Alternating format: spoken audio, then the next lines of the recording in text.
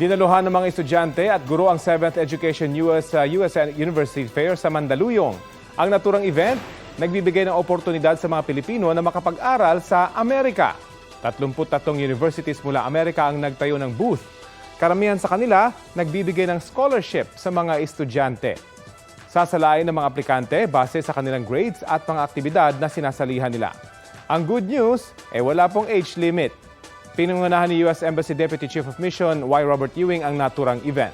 Mamayang hapon naman, meron ding Education USA University Fair sa Cebu. Balita ko, may tututukan kayo tuwing 11 a.m. sa GTV. Alamin ang mahalagang balita at impormasyong dapat nyong malaman sa Balita Ko tuwing Lunes hanggang Biyernes. Mag-subscribe din sa GMA Integrated News sa YouTube.